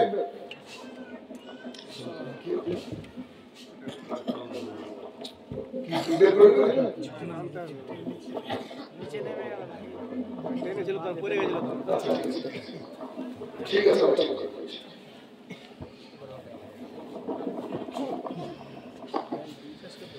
তাহলে 2 নম্বর পয়েন্ট কি হলো বলেন দেখি? সালাত কেন আদায় করব? দ্বীন এবং ঈমানকে রক্ষা করার জন্য। তাহলে এই দুটো পয়েন্ট থেকে বোঝা গেল যে যার সালাত নাই তার দ্বীন নেই। আচ্ছা বলেন তো, কোন সন্তান তার বাবাকে কত ভালোবাসে পৃথিবীতে? কি গতকালকে ফজরের সালাত আদায় করে এসে 5 বছরের মেয়ে, আমার 5 বছর না 6 বছর হয়ে গেল, এই 8 তারিখে 6 বছর, 6 বছরের মেয়ে, ছেলে তো 9 বছর, আলহামদুলিল্লাহ, ওকে কত রীতিমতো আমার সাথে ফজরে যায়, কোনো কায়দা নেই, এমন বাপ পেয়েছে, উপায় নেই, ওকে যেতে হবে। আমার কিছু করার, আমি কলিজাতে ভালোবাসি, বুঝেন না? মুরগির ঠ্যাংটা দৌড়াই খায়, আমার কি খেতে ভালো লাগে না? ভালো লাগে, কিন্তু ওকে দিই কেন? ও আমার কলিজার টুকরা, ও আমার সামনে জাহান্নামের আগুনে জ্বলবে, চাইবো? প্রত্যেক বাবার উচিত তার সন্তানকে নিয়ে যাও। তো তাকে নিয়ে গেলাম, এসে শুলো, এবার মেয়েকে তুলে পেশাব করলাম, আমি উঠো, আমি ছাড়া কিছু বুঝে না। দেখবেন মেয়েরা বাবা ভক্ত হয় খুব, আর ছেলেরা মা ভক্ত। এই জন্য মা বলে যে তোমার মেয়ে, আর এ বলে যে তোমার ছেলে, এরকম বাড়িতে দেখবেন খুব হয়। তো মেয়েকে পেশাব করে আসলাম, আমার গলা ধরে বলছে আমার একটু ভালো লাগছে না, শরীরটা খারাপ করছে। কি হলো তোমার? আমার একটু ভালো লাগছে না। তো কি হলো বলবা তো? আব্বু তুমি বাংলাদেশে চলে যাচ্ছ, আমি তো কালকে সামান টামান প্যাক করে চলে এসেছি, আজকে ভোরে বাংলাদেশ যাবো, আজকে ভোরে, কালকে টাঙ্গাইলে প্রোগ্রাম আছে। কথা বুঝলেন? তো সামান টামান চলে এসেছি। এখন ওর আম্মু বলছে যে এই তো শুরু করলো, এখন টাঙ্গাই যতদিন থাকবো 1 মাসের উপরে প্রত্যেক দিন বলবো আব্বু কবে আসবে, আব্বু কবে আসবে। এই কলিজার টুকরাকে যদি আমরা জাহান্নামের আগুনের মধ্যে জ্বলতে দেখি, কার ভালো লাগবে বলতো? কার ভালো লাগবে? কারো ভালো লাগবে। এই কলিজার টুকরাকে বাঁচানোর জন্য কি ফজরে নিয়ে যাওয়া উচিত না?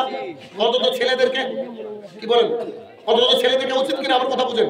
তাহলে নিজের ছেলেদেরকে দ্বীন এবং ঈমানকে রক্ষা করার জন্য যাবেন। আমি যে পয়েন্টটা বলার জন্য বললাম, আমি আমার ছেলে মেয়েকে ভালোবাসি, আমার বাবাকে কি আমি ভালোবাসি না? ভালোবাসি তো। আমার বাবাকে ওই দিনটা মনে পড়ে, আমার আব্বা সালাত আদায় করতো না, 5 ওয়াক্ত করতোই না। আমার আব্বা দাঁড়িয়ে লোক দেখলে ঘৃণা করতো, আসলে জ্বলেছে না, থাকে না কিছু। তো আমি দেখলাম যে না, এত মানুষ আল্লাহ তাআলা হেদায়েত দেয়, হয়তো আল্লাহ তাআলার ইচ্ছা কিভাবে কার মাধ্যমে আমি আমার আম্মাকে বললাম আজকে মসজিদে পাঠান। তো আমার আব্বাকে আমি আমরা তোমার খুতবা দিয়ে লাঠি নিয়ে তো খুতবাটাকে লাঠিটাকে আব্বার দিকে তাক করে বলেছিলাম আমার বাপও যদি মারা যায় একেবারে কুকুরের মতো পুঁতে রাখবো। আমি কি আমার বাবাকে ভালোবাসি না বলেন? আমার বাড়িতে যার রান্না হয় আমি মুখে দেওয়ার আগে আমার আব্বা খাই। বাড়ি আলাদা করেছি, এটা শরীয়ত, কিছু করার নাই, দুই ভাই আলাদা বাড়ি থাকতে হবে, শরীয়ত। কিন্তু তাহলে আমি আমার আব্বাকে ভালোবাসি না? ওই যে লাঠির কুতা দিলাম দূর থেকে, আলহামদুলিল্লাহ ফজরও মিস নাই এখন, 5 ওয়াক্তের মুসল্লি মাশাআল্লাহ দাঁড়িয়ে রেখেছে এখন। তাহলে কিছু কিছু কাজ হোমিওপ্যাথি তো হয় না, এলোপ্যাথি দিয়া লাগে। এই জন্য এলোপ্যাথি দিয়া লাগে, এলোপ্যাথি না দিলে হয় না। কড়া ডোজ দিয়েছিলাম, তারপর থেকে বাচ্চারা 5 ওয়াক্ত সালাত আদায় করে। তাহলে কেন? কারণ সালাত আদায় যদি না করে আমার বাপ মারা যায়, আর আমি এই বক্তৃতা দিই, আমি জানাজা করলে আপনারা যদি উপস্থিত থাকেন কি অবস্থা হবে আমার? আমি একটা টেনশন করতাম আমার লাইফে, আমি তো অন্য কারো জানাজায় যাই না, আমার আব্বার ব্যাপারে কি করব যদি নামাজ না পড়ে? আল্লাহর কাছে দোয়া করেছিলাম আমার ওই যে লাঠি, তারপর থেকে দেখি সালাত আদায় করে। আমি যাক আলহামদুলিল্লাহ, এখন তো মরলে অন্তত জানাজা করাতে পারবো। তবে কার আগে কে মরবে এটা তো আল্লাহ সুবহানাহু ওয়া তাআলা জানে। 3 নম্বর পয়েন্ট, সমস্ত আমলের প্রতিদান পেতে আমরা সালাত আদায় করব। এই হাদিসটা সবাই জানি আমরা। হাদিসটা কি? আনাস রাদিয়াল্লাহু তাআলা বলেন রাসূলুল্লাহ সাল্লাল্লাহু আলাইহি ওয়াসাল্লাম বলেছেন কিয়ামতের মাঠে সর্বপ্রথম হিসাব নেওয়া হবে সালাতের, নামাজের। যার সালাত টিকলো তার সব টিকলো, আর যার সালাত নাই তার কিছু নেই।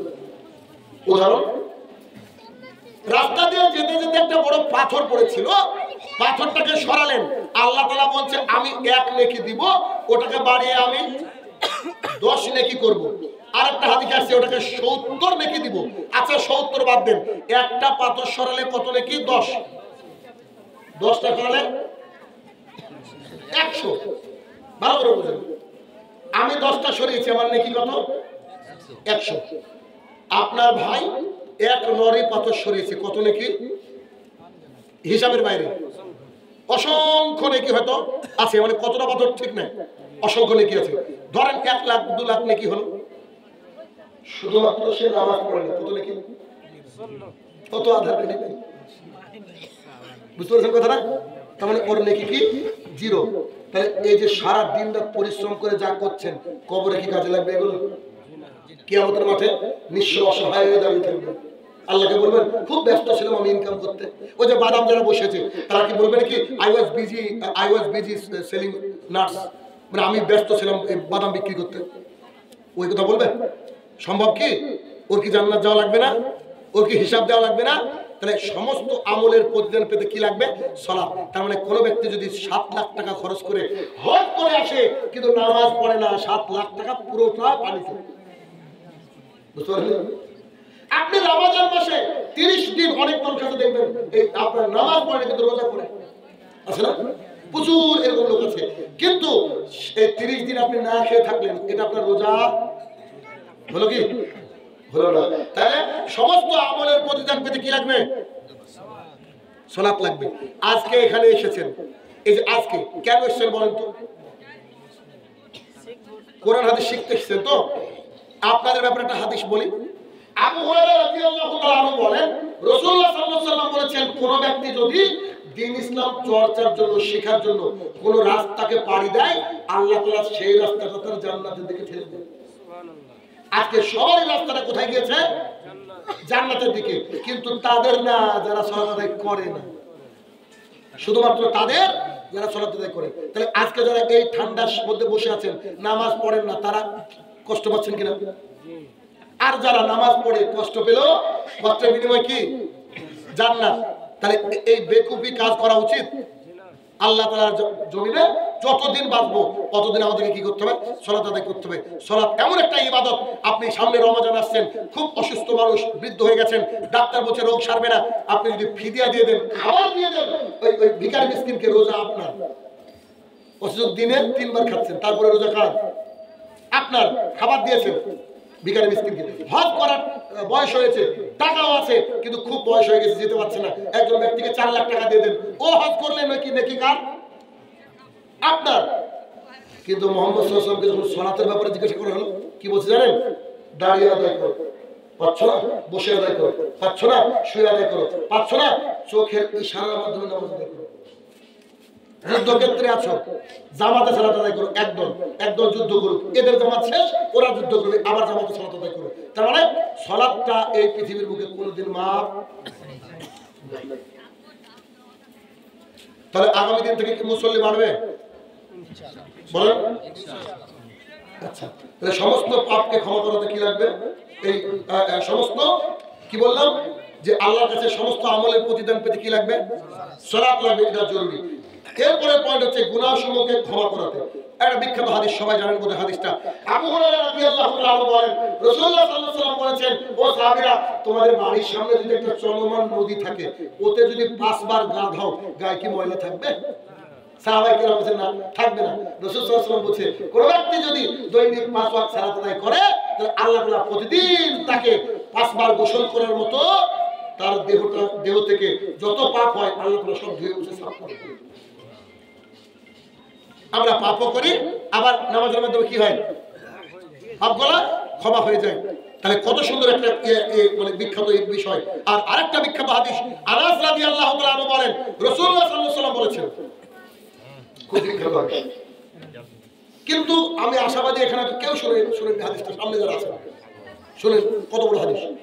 আনাস রাদিয়াল্লাহু তাআলা আনহু বলেন, রাসূলুল্লাহ সাল্লাল্লাহু আলাইহি ওয়াসাল্লাম বলেছেন, একজন ব্যক্তি আসলো আল্লাহ রাসূলকে এসে বলেছেন, আল্লাহ রাসূল, আমি এমন অপরাধ করেছি, আমি হাত এর যোগ্য। হাত বুঝেন কি?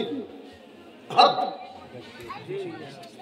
কথার কথা ধরেন, আপনি চুরি করেছেন, আপনার হাত হচ্ছে আপনার হাত থেকে কেটে দিতে হবে। আপনি জেনা করেছেন, আপনার হাত হচ্ছে আপনাকে মানে এতদূর পুঁতে মেরে ফেলতে হবে। মানে এরকম শাস্তির নাম হচ্ছে হাত। রাসূলুল্লাহ সাল্লাল্লাহু আলাইহি ওয়াসাল্লাম তার দিকে তাকালেন না, তার কথা শুনলেন না, বসে থাকলেন। একটু পরে আযান হয়ে গেল। মুহাম্মদ সাল্লাল্লাহু আলাইহি ওয়াসাল্লাম নামাজে ইমামতি করলেন। সালাত আদায় করার পরে দেখেন, আগেকার জামানার সাহাবায়ে কেরামদের ঈমান কি ছিল? পাপ করেছে, এসে স্বীকারও করছে। তো রাসূল সাল্লাল্লাহু আলাইহি ওয়াসাল্লামকে বলছেন, আল্লাহ রাসূল, ওই যে প্রশ্ন করলাম না, আমি হাতের যোগ্য, আমাকে শাস্তি দেন ইসলামের বিধান অনুযায়ী। তখন মুহাম্মদ সাল্লাল্লাহু আলাইহি ওয়াসাল্লাম বলছে, তুমি কি আমাদের সাথে সালাত আদায় করেছো? কি বলছেন? তুমি কি আমাদের সাথে নামাজ পড়েছো? তো জি আল্লাহ রাসূল, নামাজ তো পড়েছি। রাসূল সাল্লাল্লাহু আলাইহি ওয়াসাল্লাম বলছে, সালাতের কারণে হাত যোগ্য ক্ষমা পাপকে আল্লাহ তাআলা ক্ষমা করে দিয়েছে। সুবহানাল্লাহ। তাহলে হাত যোগ্য অপরাধকে আল্লাহ তাআলা কি করেছে? ক্ষমা করে দিয়েছে। তাহলে আমরা আল্লাহ তাআলার কাছে আমাদের গুনাহসমূহকে ক্ষমা করতে কি করব? সালাত আদায় করব। এরপরে শুরুতে যে কোরআনুল কারীমের আয়াত তেলাওয়াত করেছি, সালাত আদায় করব আমরা অশ্লীলতা থেকে বাঁচতে। সূরা আনকাবুতের ৪৫ নম্বর আয়াতে আমরা পড়েছি যে কি আল্লাহ তাআলা বলেছেন, আকিমিস সালাত, তোমরা সালাত কায়েম করো, তোমরা নামাজ পড়ো। ইন্না সালাতা তানহা আনিল ফাহশাই ওয়াল মুনকার, নিশ্চয়ই সালাত তোমার সমস্ত রকমের অশ্লীলতা, সমস্ত রকমের বেহায়াপনা, সমস্ত রকমের নোংরামি থেকে তোমাকে দূরে রাখে। সালাত কি? একটা মহা ঔষধ, যে মহা ঔষধের মাধ্যমে কি করা হয়? তোমার যত নোংরামি, তোমার যত অশ্লীলতা, তোমার যত খারাপ কাজ, আল্লাহ তাআলা কি করে? ওর থেকে তোমাকে দূরে রাখে। আমাদের মধ্যে অনেকের অশ্লীলতার ব্যাপার রয়েছে, নোংরামের ব্যাপার রয়েছে। আমরা যদি সালাত আদায় করি, আল্লাহ তাআলা বলছে, কোরআন বলছে যে তোমাকে হেফাজত করা হবে, তাহলে সালাত আদায় করতে হবে। যারা নোংরামি করে তাহলে তাদের সালাত আল্লাহর কাছে যায় না, ঠিক করে সালাত আদায় করতে হবে। এরকম ভাবে অনেক রয়েছে। আর আরেকটা কি, ওই যে জান্নাতে যেতে সালাত জরুরি। ওই যে মা সালাকাকুম ফিস সাকার ক্বালু লাম নাকু মিনাল মুসাল্লিন। কোন ব্যক্তি যদি মনে করে আমি জান্নাতে যেতে চাই, সে ব্যক্তি কি সালাত ছাড়া জান্নাতে যেতে পারবে? পারবে? পারবে না। আরেকটা হাদিস, আবু উমামা বাহিনী রাদিয়াল্লাহু তাআলা আনহু বলেন, রাসূলুল্লাহ সাল্লাল্লাহু আলাইহি ওয়াসাল্লাম বলেছেন, তোমরা যদি কেউ 5 ওয়াক্ত সালাত আদায় করো, কত ওয়াক্ত? 5 ওয়াক্ত। তোমরা যদি তোমাদের মালের যদি যাকাতের নিসাব পরিমাণ যাকাত তোমাদের কাছে থাকে, যাকাত দাও। হজ হওয়ার মতো যদি নিসাব হয়ে যায়, হজ করো। আর তোমাদের নেতা আমিরের আনুগত্য করো। এই 4টে কাজ যদি তোমরা কেউ করো, আল্লাহ তাআলার জান্নাতে ইচ্ছা মতো প্রবেশ করতে পারবে। সুবহানাল্লাহ। তাহলে কি এই 4টে কাজ করতে হবে। এই 4টে কাজ করলে কি হবে? আল্লাহ তাআলা জান্নাতে ইচ্ছামতো প্রবেশ করা যাবে। ঠিক তেমন করে যেমন করে রাসূল সাল্লাল্লাহু আলাইহি ওয়াসাল্লাম আরেকটা হাদিসে বলেছেন যে মহিলারা মাত্র 4টে কাজ করলে জান্নাতের যে কোনো গেট দিয়ে ঢুকতে পারে। 1 দৈনিক 5 ওয়াক্ত সালাত, 2 রমাদানের সিয়াম, 3 লজ্জাস্থানের হেফাজত, 4 স্বামীর আনুগত্য অর্থাৎ স্বামী যা বলবে তাই শুনবে। এই 4টে কাজ করলে মহিলারা জান্নাতের যে কোনো গেট দিয়ে প্রবেশ করতে পারবে, যে কোনো গেট। তাহলে কি সালাত। এবং সর্বশেষ পয়েন্ট এই বইটা যেটা রয়েছে সেটা হচ্ছে কি জান্নাতে আল্লাহ তাআলাকে দেখতে কি লাগবে? সালাত লাগবে। জারির রাদিয়াল্লাহু তাআলা বলেন রাসূলুল্লাহ সাল্লাল্লাহু আলাইহি ওয়াসাল্লাম বলেছেন আল্লাহ সুবহানাহু ওয়া তাআলা জান্নাতের মধ্যে সমস্ত নিয়ামত দিয়ে দেওয়ার পর বান্দাদেরকে বলবেন তোমরা কি পরিতুষ্ট, তোমরা কি তাতে খুশি? তো যে আমরা খুশি। আল্লাহ তাআলা বলবেন এখন একটা জিনিস বাকি রয়েছে, সেটা কি? তোমাদের রবের দিদার। রাসূল সাল্লাল্লাহু আলাইহি ওয়াসাল্লাম বলছেন হাদিসটা এরকম, একদিন পূর্ণিমার রাত্রিতে, পূর্ণিমার রাত্রি বুঝেন কিনা আপনারা? পূর্ণিমার রাত্রি বুঝেন?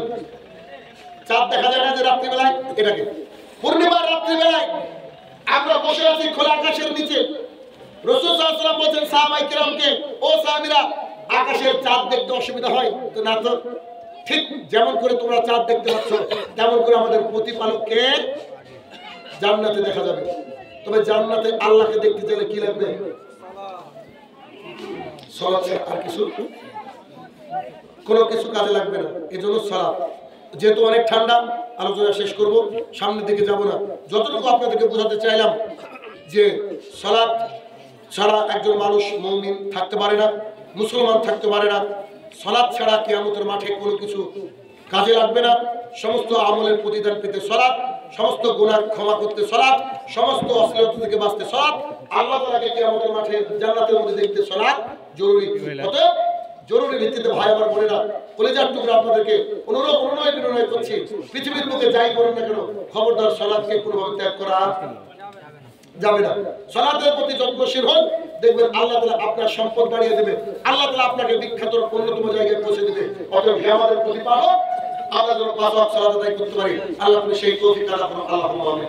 হে আমার প্রতিপালক, আমরা যেন তোমাকে জান্নাতে দেখার মতো করে সালাত আদায় করতে পারি, আল্লাহ তুমি সেই তৌফিক দান করুন। আল্লাহুম্মা আমিন। হে আমার প্রতিপালক, এই এলাকার যেসব ভাই বোনেরা এখনো সালাত আদায় করে না, তারা যেন ঠিকঠাক করে আগামী দিনে সালাত আদায় করতে পারে, আল্লাহ তুমি তাদের অন্তরকে প্রশস্ততা দান করো। আল্লাহুম্মা আমিন। যারা কবরে তোলা সাহিত্য নারীরা কি হালে রয়েছে, তারা ক্ষমার যোগ্য হলে তাকে তুমি ক্ষমা দান করো। আল্লাহুম্মা আমিন। আসসালামু আলাইকুম ওয়া রাহমাতুল্লাহি ওয়া বারাকাতুহু।